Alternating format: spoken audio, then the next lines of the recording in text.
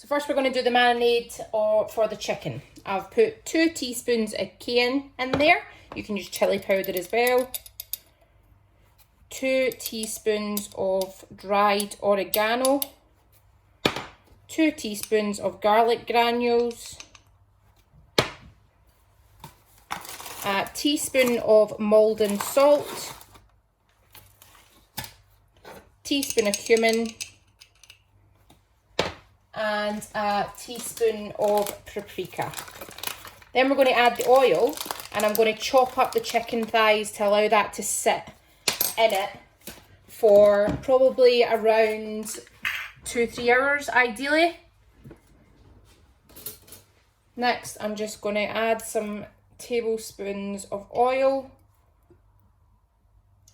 3 and 4, and give that a wee stir with a fork, and then we're going to chop in the chicken thighs. Just give it a wee stir. I'm going to use my Pampered Chef scissors for the next bit, because I find these really easy. You can chop them up with a knife if that's all you've got.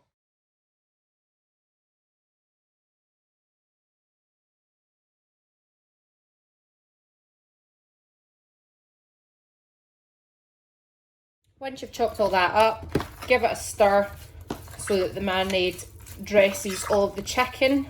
And then what I'm going to do is actually cut up some parsley, because I've had some in the fridge. A wee bit of fresh herbs, never done a dish any wrong. If you guys have any coriander or anything like that, you can use that. That goes on top of the enchilada. You can buy yours in a jar if you want. I've just been experimenting a bit more because I always find jarred sauces a bit meh when it comes to flavour. So I'm going to make a roux. I'm going to make the roux with oil and flour instead of butter and flour, just because it's a Mexican dish. So if you spoon in your 3 tablespoons of plain flour to your 3 tablespoons of oil and make a roux with that, please. And I want you to cook out the flour for a wee minute or so. So once it's heated up, cook it out for a minute. Whilst that's cooking out, I'm going to add the teaspoon of cider vinegar and all the herbs and spices. And give that a wee stir.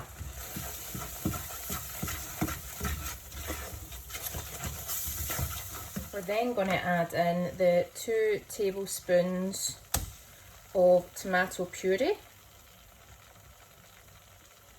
and stir. Oh, it's giving it a nice saucy, well, not saucy, the opposite of self, saucy, thick base, which is exactly what we want. Check that out. Excellent. Alright, and then we start adding your veg stock. Stir in, it'll thicken up, stir in the rest, similar to what you would do with a macaroni. So add in the milk, allow it to thicken, add in the rest of the milk. Only here, we're doing a veg stock and a tomato and spice base.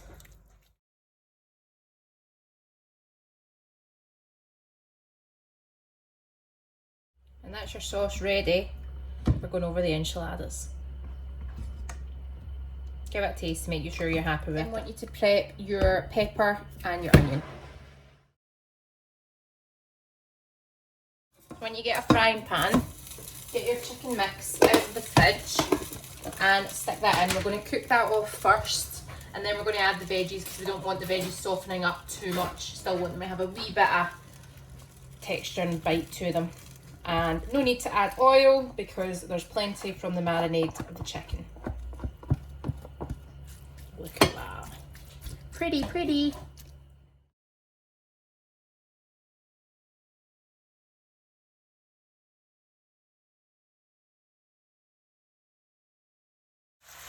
Once all the pinkness has gone from the thighs, you still need a wee bit more cooking.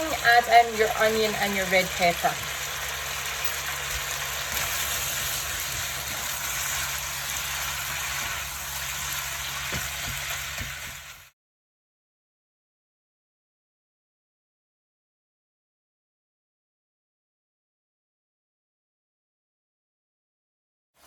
You can get your feta and just cut that into little cubes, and we're going to crumble that over the top at the end.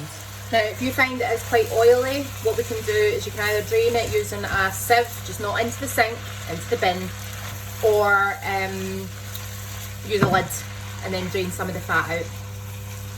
Get rid of the excess oil, and similar to my quesadillas, and this isn't traditional for enchiladas, but I'm going to sprinkle in a generous handful of mozzarella. Give that a stir through, because when we put it in the tortillas, it just means that you've got the cheesy, melty, stringy goodness actually within the enchilada, which, to be fair, I don't think there is anything better than, so you can leave it out if you want. Next, all we've left to do is get your wraps, fill them up, fold them, put them in the dish, top them with sauce, then your crumbled feta and some parsley if you're feeling fancy. So, go.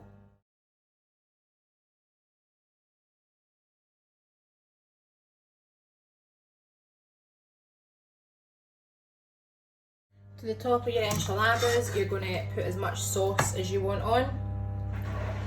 So you'll probably see it in most photos of anybody that does enchiladas. You pour it just along the middle, cover it in sauce if you want, totally up to you. Bake it in the oven for a little bit, and then we're going to top it with fresh crumbled feta and parsley.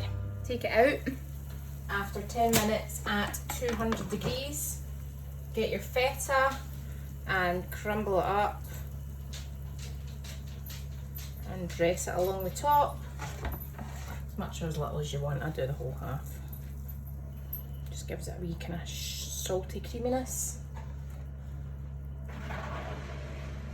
And then to finish, some fresh chopped parsley or coriander. Coriander obviously goes more with the flavour profile, but I don't have any, so I'm using parsley. There we go.